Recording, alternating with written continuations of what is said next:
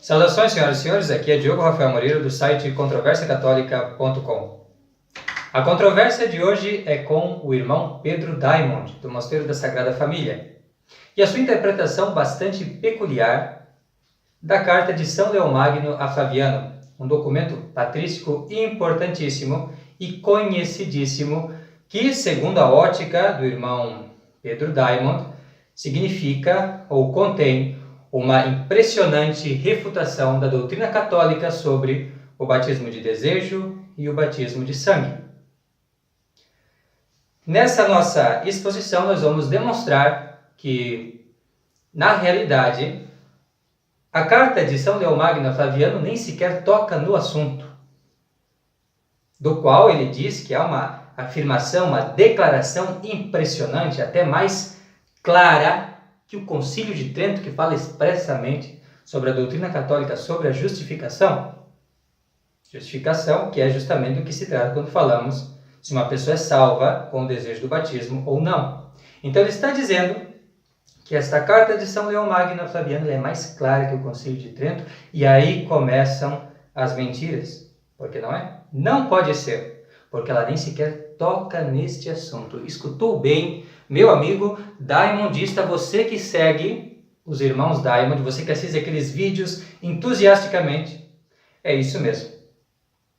E este é só o começo das lágrimas, meus amigos, porque, na verdade, todo o artigo que corresponde ao capítulo 15 do livro dele, sobre chamado Fora da Igreja não há absolutamente salvação, todo este está repleto de erros, que se resume mais ou menos em duas coisas. Tá? O primeiro ponto é que o texto apontado como a declaração mais interessante sobre esse tema afirma antes a doutrina católica sobre o batismo de desejo do que sua negação.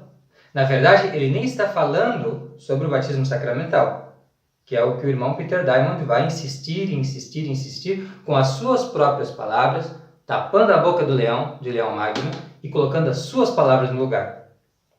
Mas, ainda assim, nós podemos entender ali a doutrina católica sobre a justificação. Não há contradição, pelo contrário, nós podemos inclusive utilizá-la para explicar a doutrina sobre o batismo de desejo. E outro ponto que nós observamos em todo o exame, nós lemos todo o artigo, relemos, resumimos, refletimos, e nós percebemos que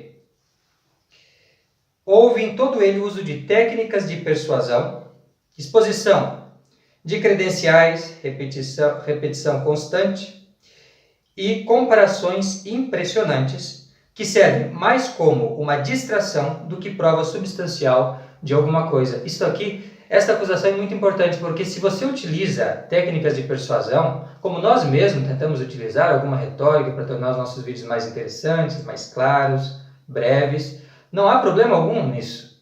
Mas quando isto aí é uma muleta para disfarçar a sua falta de compreensão de um texto ou para convencer a pessoa sem dar-lhe a base que ela necessita para tomar uma decisão certa, para fazer um juízo totalmente consciente, então isto aí é manipulação.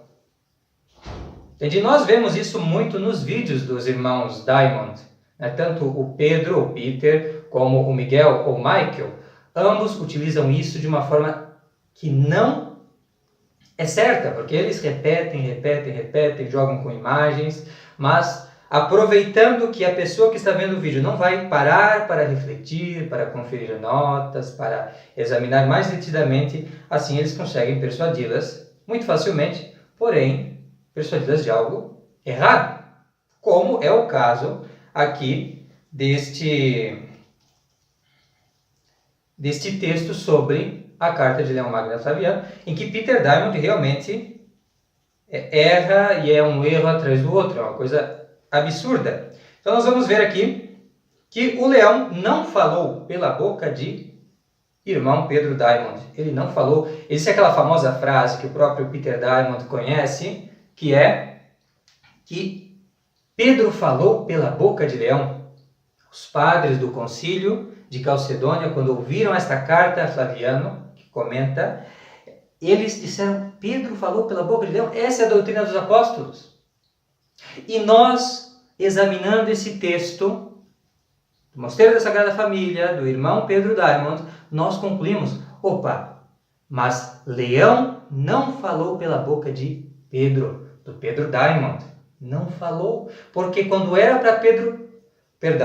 para Leão falar, Pedro Diamond disse não. Agora eu vou falar da minha doutrina de estimação sobre o batismo de desejo. Cale-se, Leão Magno, deixe que eu vou falar. Tanto eu vou dar a explicação do assunto, né, quanto eu vou meticulosamente esconder o contexto de sua carta e tudo mais.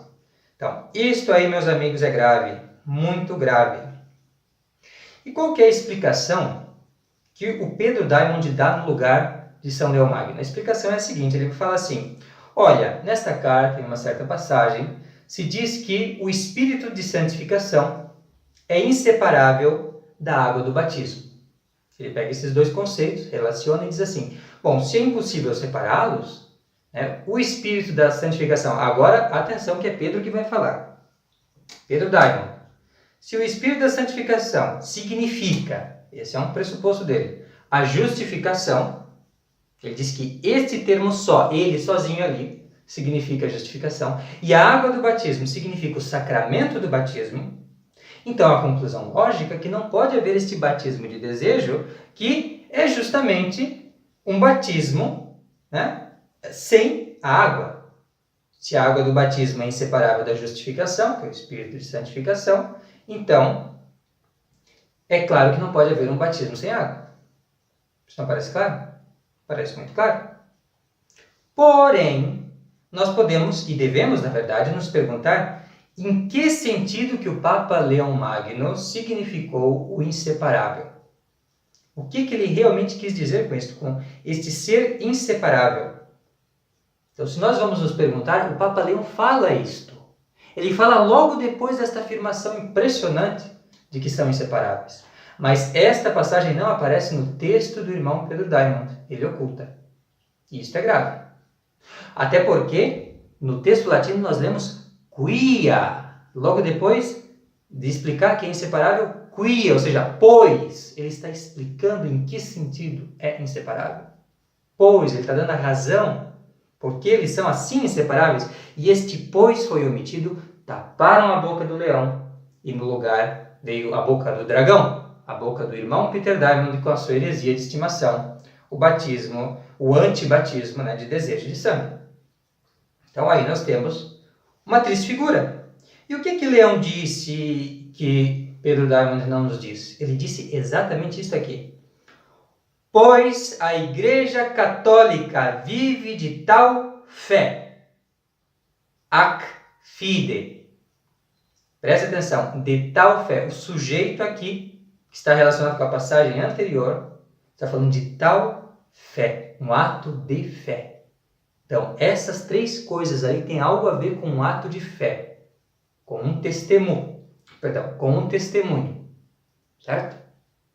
Esta fé. Pois a Igreja Católica vive de tal fé, e nela progride. Não há em Cristo Jesus humanidade sem verdadeira divindade, nem divindade sem verdadeira humanidade. Então, como é que nós devemos entender o ser inseparável? Elas são inseparáveis entre si, enquanto provas, ou seja, testemunho, esta fé da Igreja, testemunho da Igreja de Cristo, que Cristo é verdadeiramente homem e verdadeiramente Deus, que ele se encarnou. Ele é Deus feito homem. O Verbo se fez carne e habitou entre nós. Em nenhum momento você vai ouvir, desse artigo, neste capítulo 15, o irmão Peter Diamond falar que o que está tratando ali sobre a justificação, o que ele está tratando sobre o testemunho, tem relação com a encarnação de Cristo. E que o objeto da carta de São Leão Magno Flaviano é a encarnação de Cristo. Isso é um detalhe, isso é uma coisa que nós podemos negligenciar lendo um documento assim? Claro que não. Por quê? Porque isso aí explica que ele não está falando de justificação como tal, como o Concílio de Trento, mas está falando de justificação enquanto se refere à encarnação, enquanto dá um testemunho sobre a encarnação, enquanto é uma fonte que nos leva a crer na encarnação do Verbo. Porque é muito óbvio que não haveria redenção se Jesus Cristo não fosse verdadeiramente homem e verdadeiramente Deus. Porque ao homem falta o poder, né? E a Deus não falta nada, mas é necessário que o homem pague a sua dívida para com Deus. Então, pagar a dívida é uma coisa que o homem por si só não pode pagar. Então é preciso a união com o Verbo de Deus. Mas o homem no seu estado não pode fazer isso. Então é necessário que Deus venha ao homem. Então é a encarnação de Cristo. E o poder de Cristo manifestado na justificação do pecador, ele é precisamente um testemunho. Olha, se nós, por Cristo, nós somos salvos, é porque Cristo é verdadeiramente homem e ele é verdadeiramente Deus. Nós temos duas naturezas, verdadeiramente homem e verdadeiramente Deus, em uma só pessoa, na pessoa do Filho de Deus, do Cristo, nosso Senhor Jesus Cristo. Então, isto é muito claro. Então, agora nós não estamos falando de justificação como tal, então por que ele quer tirar uma doutrina da justificação? E mais. Vamos continuar a nossa crítica, vamos refletir um pouquinho e pensar assim. Mas, o que significa cada uma dessas testemunhas afinal? Diz, nós não estamos falando necessariamente da justificação, do processo como tal e tudo mais, todos os seus detalhes e minúcias. Ele não está definindo a justificação enquanto tal, mas enquanto uma testemunha de Cristo. Então, o que significa cada uma dessas testemunhas? A explicação é assim. Como nós já sabemos, todas elas são testemunhas da encarnação, pelo poder de Cristo. O sangue tem o sentido de redenção, a água no sentido de purificação e o Espírito no sentido de santificação. Todos esses atos são simultâneos à justificação. Ou seja, preste atenção nisso aqui, que isto é importante. Isto os Daimons sabem, quando eles falaram sobre a doutrina protestante, da justificação, nos seus vídeos em inglês, eles sabem disso. Que todas essas coisas acontecem juntas. A justificação, ela supõe a purificação do pecado. Ela supõe a santificação, tudo acontece junto. E também é um ato de redenção, nós somos libertos do demônio. Então, no ato do batismo, você tem ao mesmo tempo que você é libertado do domínio do diabo, redenção. Você tem ao mesmo tempo uma purificação dos seus pecados, a própria purificação. E você também vai ter a infusão das virtudes, todas as virtudes, santificação. Certo? Então, tudo isso acontece com a justificação. Então, o batismo é a causa instrumental disso. Certo? Então, no seu devido contexto, essas três testemunhas, todas elas significam a justificação. É isso que nós vamos mostrar no nosso artigo, onde trata de tudo isso aqui, que eu estou apenas resumindo. Então, essas três coisas seguem, e não só o espírito de santificação. A água do batismo também é um símbolo da justificação, porque o que São Leão Magno está querendo dizer é que, se nós fomos salvos por Cristo, e damos esse testemunho, então nós temos que confessar com toda a igreja que Cristo se encarnou. É lógico. A heresia da época, que era o monofisismo, o eutiquiano, esta heresia que ele está refutando, esta carta é contra Eutiques, Flaviano se levantou contra Eutiques e depois gerou toda a polêmica, toda a controvérsia da época, e São Leão Magno escreve para ele, justamente mostrando que Eutiques está errado. E aí você percebe, não. Então, está falando da justificação, mas enquanto realmente uma via para provar a encarnação. E é nesse sentido que nós devemos entender, e todos os elementos ali são justificação. Todas essas coisas são importantes e constitutivas. Portanto, a água do batismo ali não pode significar o sacramento do batismo. Porque, como nós sabemos, o sacramento do batismo já contempla todas essas coisas. Eu sei que isso pode parecer um pouco complexo para quem não está familiarizado, mas a realidade é que no batismo você recebe todas essas coisas. Então, não pode ser a água do batismo ligada com a justificação. Ele não está falando da matéria, dos sacramentos e tudo mais. Ele não está falando de sangue no sentido literal. Ele não está falando de água de batismo em sentido literal. Ele está usando o sentido místico para explicar isso. Ou seja, os atos interiores que acontecem na alma, que nos fazem dar esse testemunho, com toda a igreja, em favor da encarnação. Então, este é o sentido, não é o sentido literal. Então, assim, é um barbarismo total que o Diamond faz. Daí nós provamos isso no artigo com mais detalhe, mas assim, ó, é um barbarismo. E é uma contradição? Claro que é uma contradição. É possível provar isso? O que ele está dizendo? Não, só omitindo. Então, por isso que ele acaba omitindo tanto o contexto histórico da carta, que é sobre a encarnação, que ninguém que está lendo aquele artigo ali, o adolescente que começa a ler essas coisas, acha que está descobrindo o Brasil, né? Ninguém vai saber disso, se ele não diz. E ele não diz. Então, assim, é uma falta de vergonha na cara mesmo. E outra coisa que ele omite, claro, a explicação do próprio Papa Leão, que isto é realmente de indignar-se e realmente ficar muito chateado, porque você não pode omitir uma explicação numa mesma citação, quando ele está explicando uma coisa, você não pode tirar isso fora e dizer, não, é irrelevante, agora deixa que eu explico para você. Ainda mais quando é um Papa e quando é um documento super autoritativo. E quando grandes autores já comentaram sobre ele, você não pode pegar e colocar o seu comentáriozinho do século XXI, pós-Vaticano II, na frente, por exemplo, do comentário de Cornelius Lapide sobre a passagem, que eu citei no nosso documento. Leiam, os interessados leiam, vejam que é assim, ó, uma exposição dentro, pelo menos do mínimo que se espera, normas de um trabalho acadêmico sério.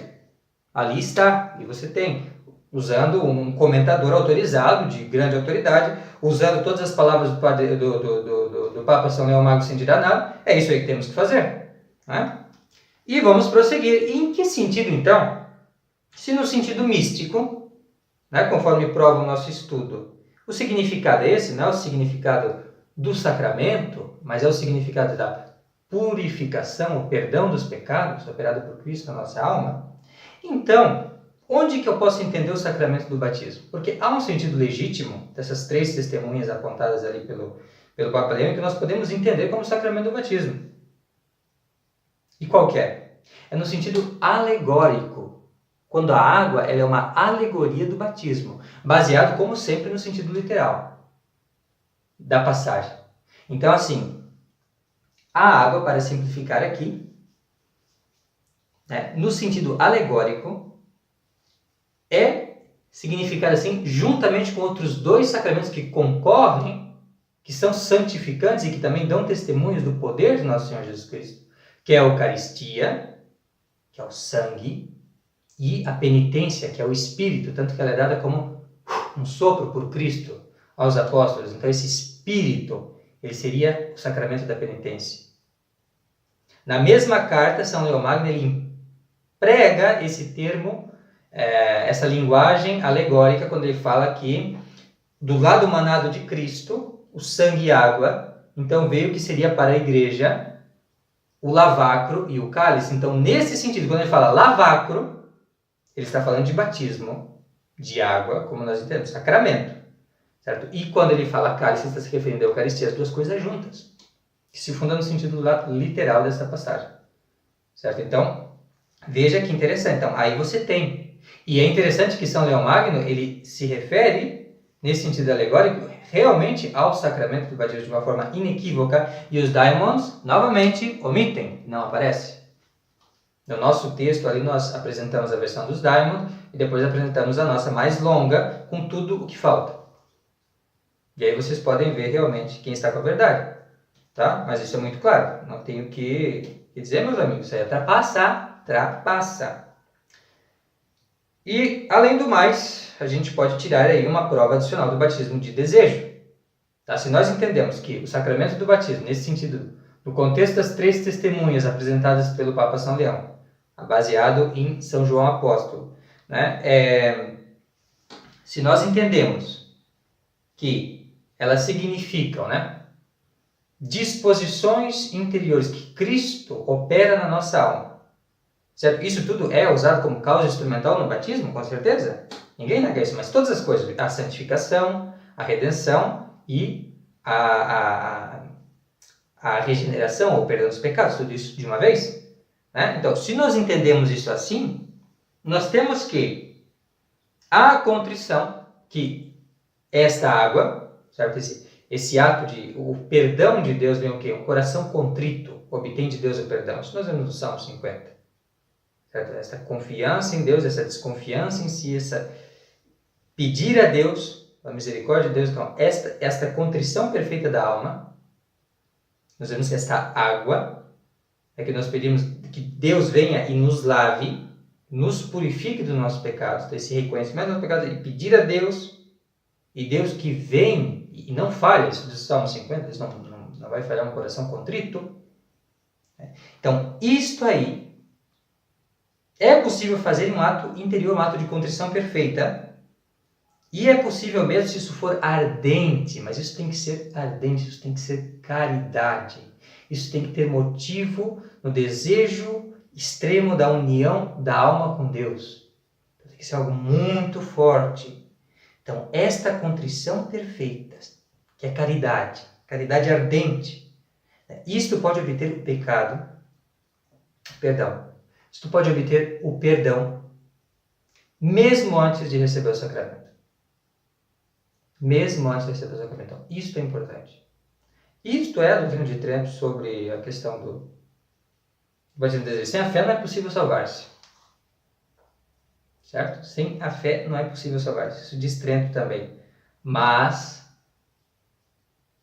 o desejo, esta fé que deseja a união com Deus, que também opera a caridade, pela caridade, esta fé, ela consegue obter de Deus o perdão. Porque eu amo quem me ama. E existem várias outras passagens das Escrituras que também confirmam isso.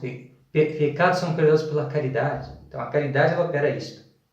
Isto é o que os dharmas não querem aceitar. Mas assim, se você não quer aceitar e você não trapaceia, você não mente, você não distorce e omite, ainda dá para dar um desconto. Mas eles fazem isso à base de enganação. E se aproveitam das vítimas, que são pessoas que jamais vão conferir as fontes, jamais vão ler do latim, jamais vão ver realmente o que está se passando, e aí são enganados. Isso é muito grave. Então, esse vídeo aqui tem mais a intenção, mais do que uma prova exaustiva, né? Tem mais a intenção realmente de apontar para o artigo que nós escrevemos sobre isso, que é muito importante que seja lido para aqueles que já conhecem esta passagem, têm familiaridade, certo? E para prevenir pessoas que eventualmente topem com isso aí e achem que estão descobrindo o Brasil. Oh, né? Meu amigo, não é assim, tá? Isso aí está cheio de erro, é uma bobagem. Assim, ó, a interpretação dele é infantil e impossível e dá testemunho de que ele não entende, não tem domínio do assunto. Entende? Dá testemunho, assim, ó, eu posso... É uma coisa visível. Entende? Que a pessoa não manja do negócio. Tá? Então, vamos agora falar sobre a responsabilidade dele. Certo? Porque assim, ele escreveu isso em 2006. Essa é a segunda edição desse livro que eu estou usando. Então, ele escreveu isso em 2006. Em 12 anos, dá para você aprender alguma coisa melhor. Entende? Principalmente se você está envolvido nas coisas da igreja e tal. Então, assim, é impossível que você não tenha percebido as coisas. Você tem que ser um tapado, uma pessoa que realmente não tem como. Entendeu? Então, assim, tem uma responsabilidade grave aí, pesa sobre eles por terem feito isso e não terem se corrigido publicamente. Aí isso é muito grave. Então, assim, o que nós podemos dizer dessas pessoas? O que nós podemos dizer de Peter Darwin e daqueles que o seguem? Mesmo com tudo isso que fizeram, certo? O que nós podemos pensar? Veja, omissão culposa. Porque ele leu o texto, ele tinha o texto inteiro na frente dele e ele omitiu bem a parte da explicação. O pois, o quia, em latim, que é o porquê. Então, se você omitir a explicação que o autor dá, o próprio autor dá, você não está querendo expor o que o autor pensa, mas você quer expor o que você pensa. Você não quer falar, você não quer ser um transmissor, um fiel, uma pessoa que está fielmente passando adiante aquilo que aprendeu do São Leão Magno. Não, você quer ser o São Leão Magno. Você é uma fraude. Você finge ser uma coisa que não é, você se coloca no lugar daquele que é a autoridade que você está usando como um escudo. Entende? Ou como, enfim, uma forma de se promover. Então, isso está completamente errado. Esta omissão é culposa, ele não pode ter ignorado sem querer isto. Isto foi deliberado. Ele cita a carta inteira, aí, o documento onde ele tirou isso, e não pode ser uma omissão qualquer. sem deliberação. Então ele pensou bem no que ele ia fazer. Se eu vou omitir isso aí para enganar aqueles trouxas brasileiros lá, de São Paulo e região. Entende? Porque eles jamais vão para a carta de São Paulo Flaviano. Mas a mentira tem perna curta, graças a Deus. E agora, credenciais no lugar do contexto. O homem fala que vai dar um background, que vai explicar para você um pouco mais sobre a carta. Não explica. Fala só que, olha, ele é baita autoritativo. Então, ó, você tem que ouvir com bastante atenção o que eu vou dizer, que é muito autoritativo. Entende? Mas, sobre o que é a carta? Não fala uma palavra. O que veio antes? Zip. Qual que é o herege?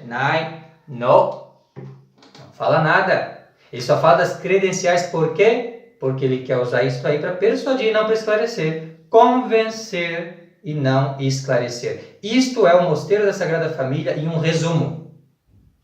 Convencer em vez de esclarecer. É isso que eles fazem. Eles vivem disso. Agora vamos prosseguir. Outro ponto gravíssimo. Comparações de maçãs com laranjas. Comparando uma coisa não tem nada a ver com a outra. Tá, meu amigo? Isso é um absurdo. Comparando uma coisa que não tem nada a ver com a outra. Isso não pode. Ele pega lá uma passagem de São Leomagno que não fala sobre o sacramento do batismo e compara com textos que estão falando justamente sobre o batismo de desejo, sacramento. E aí diz, olha, você tem que ficar com o Papa São Leomagno, que está dizendo o que eu estou dizendo para você. E não com São Tomás de Aquino e não com o Concílio de Trento. Você está entendendo o negócio? Como isso é grave? Porque isso nem é mentalidade católica. O que um católico tem que fazer, diz naquele artigo infeliz? Esse capítulo infelicíssimo. Diz, o que o católico tem que fazer? Tem que ficar com o Papa São Leomagno e não com São Tomás. Rejeita. Ou seja, ou você faz isso ou aquilo. Mentalidade de protestante herege calvinista. Mentalidade deles. Esses homens, resumido, Mosteiro da Sagrada Família, resumo, calvinismo, protestantismo, ou você faz isso ou você faz aquilo, não católico universal, que pega tudo que é bom, aproveita, entende, procura conciliar, compreender as coisas, profundamente. Não, nada disso, nessas cabecinhas chatas de Nova York, isso não existe para eles, você tem que escolher isso ou aquilo, ou a heresia deles, né? Ou um doutor da igreja de máxima autoridade. É isso mesmo. Né? E, além disso, presunção extrema, né? Que eu já acabei falando aqui acidentalmente. Presunção, quer dizer, ele pensa realmente. Ali é uma coisa assim, é de pegar e começar a dar gargalhada, que o que ele fala não é sério.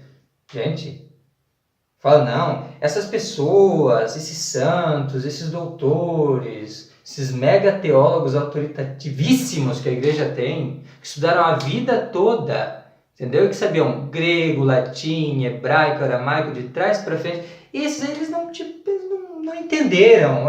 Agora eu, um monge de Nova York, pós-Vaticano II, que não recebi um treinamento teológico tradicional,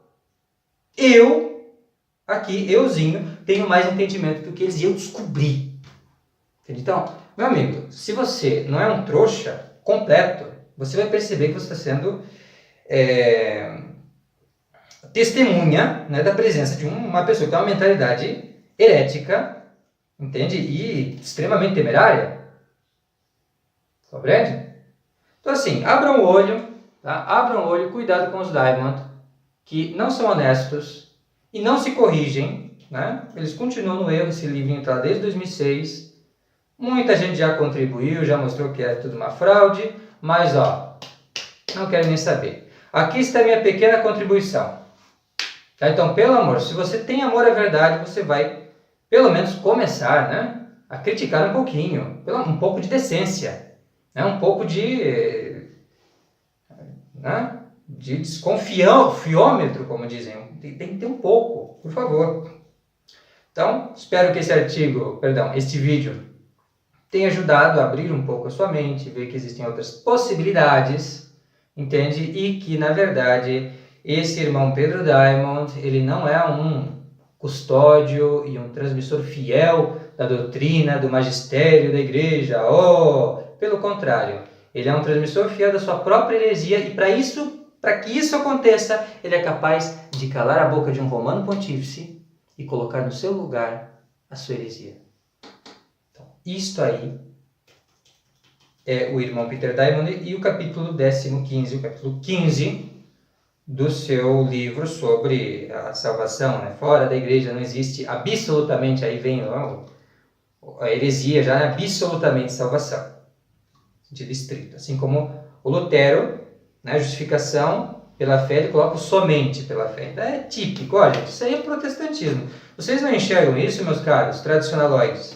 Pelo amor de Deus, né? O que vai se acabar? Como é que vamos salvar o catolicismo se vocês são desse jeito? Acreditem em qualquer falso profeta que aparece aí na praia. Entendeu? Então, vamos se ligar, né? Vamos investigar um pouco mais a fundo, vamos checar as fontes. Eu ajudo você, tá aqui, ó, tá? Leia o nosso artigo, examine, reflita e caia logo na real.